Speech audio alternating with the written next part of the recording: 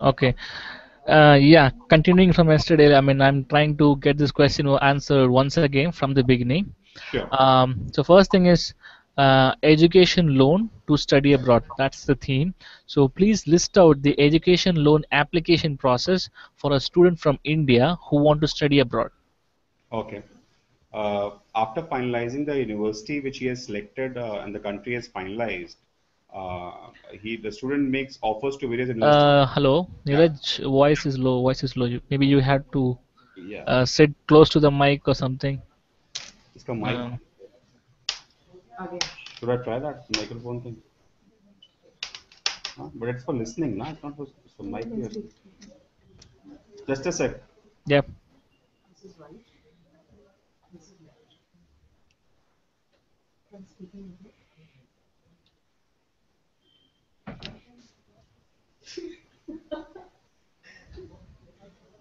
No, this will not work. Yeah. Yeah, Anthony, I'll be a little louder now. Okay. Yeah. Fine. Can ask again. Yeah, so please list out the education loan application process for a student who want to study abroad from India. Yeah.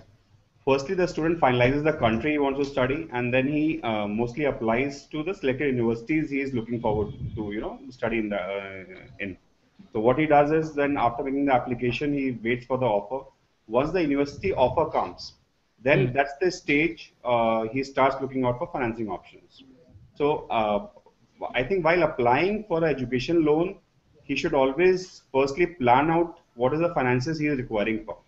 By Hmm. that I mean what kind of tuition fees is going to be there in the university, what kind of living expenses are going to be there in the university, what expenses he'll incur while flying on books, etc., etc., and what kind of funding he has himself, and post that what kind of scholarship options he can get from the university, and whether those are availed or not. Depending on that, he can apply for education loan to various institutions, public sector banks or private institutions like Avance. He need to just contact the respective institution, and then there are document formalities which needs to be completed there. Okay, great. So, how soon should a student apply to ensure that he or she gets the fees paid on time during their, application process? As soon as he receives the offer from the various universities, I Hmm. think that is the right time when he should start exploring the loan options. Hmm. Because post the offer, the next stage comes in for different countries. It is a different stage. But for example, for US, Hmm. stage of I-20 is there, and the visa is there. Hmm. So before that, if he has the sanction letter in hand, that will help him in securing both the things. Great. So, what would be the eligibility for a student to get loan for studying abroad? See, there are various institutions have various kind of policies. For example, for Avance, when we judge a student's eligibility, it's primarily is firstly on which institute and which course he's going forward to. By that I mean that we analyze what kind of placement he'll have there after the course is completed, what kind of salary payout he'll get from there, and whether he'll be able to pay my EMI back or not. So that's the primary judgment we do. But before that, because supposedly he's going for a study of 2 years, in that 2 years, I'll require at least the simple interest payment to be made to the company. For that, we look forward to a co-borrower who's primarily his parents or any other relative who can at least pay the simple interest for his study period. And post the study period, we expect the student to pay the EMI. So for the same, we just take the financial documents of the co-borrower who is coming in the loan, and we just check the eligibility whether the financial co-borrower will be able to pay back me the interest in the study period. Okay. Is the loan limited to certain courses? Is there any limit, like, for some courses, it is not so easy to get the loan types? Sure. See, the loan is not limited to any course as such, but what we do is, as a financial services company, we do a risk assessment correctly. So we will want to fund those courses and institutes which have a future for the student in terms of his career. So there's no limitation on any course. We fund new age courses also. We fund music courses also. We fund photography courses also, apart from the traditional MBA and MS courses and medical also. Uh, but depending on which college he is going, which course is going, whether that college course has a potential of future placement, If it is there, then it doesn't matter to us whether it's a new age course or it's a traditional course. So we take a Great. call case to case basis on the basis of the college and course he's opting for and the future potential placement potential of that college course. Okay. So, what are the documents required to get a loan for studying abroad? See, mainly in a loan, there is a student and there is a co-borrower. So we require KYC of both the people. Uh, What do you mean by KYC? KYC is know your customer documents, which is his ID proof, his address proof, his signature proof. Hmm. And there are various list of documents which are listed there. Any one of them will suffice. For Okay. example, Aadhaar card or a passport or a PAN card. So various things can be given for address and ID proofs.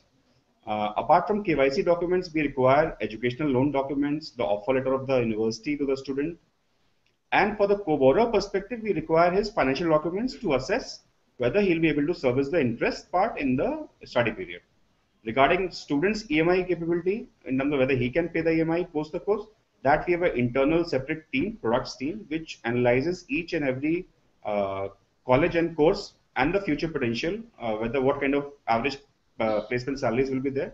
On that basis, we take a judgment there. Okay, great. Neeraj, can you just put come forward a bit? Yeah. Yeah. Okay. Is there any security deposit required to get a loan for studying abroad? There is no security deposit required to get a loan. In case of higher value loans, we require a collateral security to mitigate our risk. By collateral security, I mean it can be a residential property, it can be a commercial property, it can be a plot, it can be LIC policies with a surrender value. So all those kind of securities can be provided to the company as a collateral security, which after the loan is finished, completed, they are returned back to the borrowers. In terms of security deposit, if you mean margin money, then that margin money is not a concept which we follow. So we try to fund the student for 100% of expenses, whether be tuition fee, whether be living expenses, whether his books, periodicals, computer, anything. So we don't Okay. take any margin money there. Okay. So in this context, what do you mean by margin money? See, many institutions, when the student goes there for a loan of 20 lakhs, they say that we'll fund 15, you pump in 5 from your side. So Okay. at Avance, we don't ask for the same. We say if you require 20, we are able to fund complete 20 and you don't need to pay any penny from your side. So we have 100% funding for Okay, the total great. cost of education, including living, tuition fee plus living plus computer plus books plus maybe a one-time air travel also to the institute. Okay. So, how do you determine a loan amount for a student? Okay. And what would be the minimum and maximum loan amount eligible for a student? And Okay. what expense does it cover? Okay. Uh, for determining the loan amount, firstly, we know the tuition fee because that comes through various communication of universities. Mhm. Then some universities have the living expenses also covered there in terms of hostel charges, etc. If they don't have that, then we have an internal chart of what kind of expenses are required to be incurred if you have to study for a particular period in a particular country. So we have that kind of idea. So basis there's a tuition fee supposedly of 20 lakhs and 20 lakhs. Because I know that in for the next 1 year or 2 year course, the expenses required for living will be 10 lakhs. So I'll make the student eligible for 30 lakhs. In terms of limits, you're saying there's no upper limit for any course. We fund, as I said earlier, we fund any course, any value. Just the future potential of that case has to be good for the student. Minimum, we have kept a minimum limit of 50,000 rupees because it requires a lot of operational procedures and effort to process a loan. So below that will not make sense for us. Would you be able to comment on the I mean on the loan amount, maximum minimum for banks also? What is the general procedure they follow? I would not like to comment on that, but I think on an average they they also don't have any minimum. I think maximum they are a little bit more cautious. I will say, but Mhm. it depends on upon banks to banks. So there's no particular general guideline for the banks to follow the same. Mm, okay. And what are the current interest rates for education loan? that this is across the industry, like both institutions like yours and the banks. What is the current interest rate? Is it floating or is it fixed? The current interest rate, if I say across the industry, will range from somewhere 11% to 16% Mm-hmm. as well. But it's a very wide range. I think 90% of the cases happening in the industry will be happening in the range of 12 and a half to 16 or 13 to Mm. 16. Very few cases with the very big banks for very good institutes, they're happening at very cheaper rates, but 90% of the cases are happening at 13 to 16% range. Regarding interest rate, they are, in most of the cases, they are floating, but some of the banks may offer some, one kind of scheme of a fixed interest rate. Otherwise, they are floating interest rate, which are offered by all the institutions. Okay. Now, how is the education loan disbursed? Uh, See, what we do for, for domestic cases where we have a tie-up with the universities or the institute, we disburse the fund directly to the university, depending on their requirement of fees. It can be semester-wise, it can be yearly, it can be one shot altogether. Regarding living expenses, we give the living expenses in the student's account itself, so he can use it from there. Regarding students going abroad, Hmm. in that case also, we disburse the loan amount in the students or the co-borrower's account, and then that is converted into a forex transaction and it goes to the university directly. The same happens with the living expenses as well. If he has account there with the university abroad, then living expenses can be remitted there, or he carries a travel card or all kind of means which are available. Okay, I mean, is the living expenses are disbursed in one phase, or like if it's a 3-year course, you disburse it on a, I mean, like a periodic basis. We prefer to disburse it on a periodic basis because it will make sense for the student and co-borrowers as well. More money in hand is always dangerous, so we Mhm. always try to see what kind of expenses he'll incur for a period, and we try to disburse that, and post that we again disburse the same. So we try for a periodic disbursement. Okay. We'll Um. get the right use of money. Mm. So, how long can the student take time to repay the loan? Normal repayment tenure is 7 to 10 years for cases abroad. Some cases in for domestic studies, tenure is also 5 years. So in nutshell, you can say an average tenure of 7 to 8 years is what we look forward to. Okay, is this across the board? I mean, even for banks, financial Yeah, institutions. for the banks also. For the banks, the maximum tenure which is being offered as a policy is 15 years till 15 years, but mostly average tenure of the portfolio will be, I think, 8, 7, 8 years, 8 years. Mm. Okay, great. Um, can a student prepay his loan? Are there any charges linked with that? There are certain prepayment charges which we always publicize as a transparent process on our website. So as per that, the student can prepay the loan. So people can actually prepay the loan. Sure, sure, yes. What will be the charges like? Can we have an idea? On a regular interval of time, we keep on it keeps on changing. So as per what the charges currently are, we always communicate with the student, tell him that whenever he wants to prepay, the charges will be as per what is published on the website. So it ranges if you want to understand from industry perspective. From industry perspective, it ranges from maybe 2 to 4%. 2 to 4%, is it? Yes, yes. Okay. Um, I mean, 2 to 4% of the loan taken. 2 to 4% on the amount he'll be prepaying. Okay, He okay, might not he need not pay the whole amount, right? He might say I want to pay just prepay a particular part of that amount. okay, okay. So the amount of money that he is going to pay on that, we are going to take 2 to 4% As an industry practice, practice. Yeah. at Avance we keep on publicizing the rates, and they are the minimum which is being possible in the industry. Okay. Now, what is a holiday or moratorium period? See, what happens is there are two kind of moratorium period which are offered to the student community right now. One is a principal moratorium. Like I said, when we judge, like I told you in one of the earlier questions, we judge the eligibility of the student that whether he'll be able to pay my EMI post his course, right? And I Mm, say I just take a simple interest from him during the study period. So mm, that is a principal moratorium. What I'm doing is if someone has taken a loan of 20 lakhs, he's just paying me simple interest for 2 years on that 20 lakhs. And post his course, he can start paying me the EMI on that 20 lakhs. Second Hmm. is a complete moratorium where interest is also not taken from the student, Hmm. which means if I have taken a loan of 20 lakhs and the interest for 2 years period, study period comes out to be 4 lakhs, then the bank is or institution is not charging anything. And post my study, I'll start paying the EMI on 24 lakhs because the interest which I have not paid, Hmm. institution will add back that to the principal amount.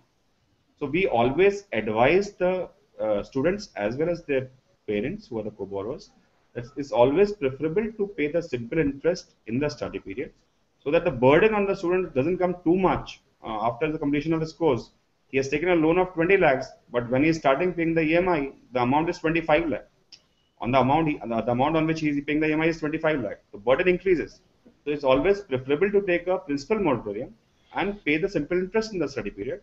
So the original loan amount is intact, and post your studies plus grace period, you can start paying the EMI on the original loan amount. Okay. Now, what are the common mistakes the students make while applying for a loan, and why? I mean, in any case, if the loan gets rejected, Hmm. what are the main reasons for that? See, what happens is, I think the most common mistake I'll say when a student apply for a loan is that firstly they don't plan their finances well. So we see a lot of instances where they have applied for a loan, uh, but then we have to some cases downsize it completely because the requirement is actually half of what they're asking for. Hmm. Sometimes the case comes in where the student is applied for a lesser loan and he comes after 6 months, 8 months to enhance the same. So the amount planned is not very well planned. They don't explore the option of scholarships outside. If they explore the option of scholarship beforehand, then maybe they can save on the loan amount which they have taken and in a nutshell save on the interest they have paid. So I think they explore that later on when they reach there after 6 8 months. Many of the institutes provide scholarship which can be explored before admission as well. Thirdly, loan rejection happens in 2 3 cases. Firstly, when the risk of the case as assessed by the institution is such, where we see that the repayment can be an issue for us. For example, if a case is received for an average academic background student who's going to a college which is also very average in terms of its placement potential post the course.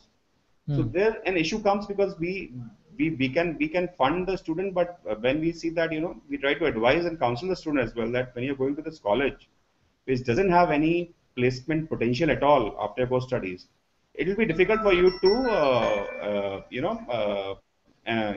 pursue ahead in your career. Hmm. Sometimes you can when we receive a very brilliant student who is academically very good Hmm. but he is going to a weak institution. In that case, also we'll first try to advise and counsel the student that please don't go for the institution because the future potential of a job is not there.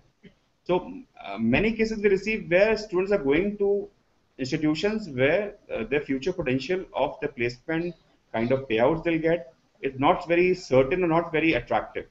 In that cases, we don't have a choice and we need to firstly we try to counsel and guide them, or otherwise there are chances of loan getting rejected also. Hmm. Okay.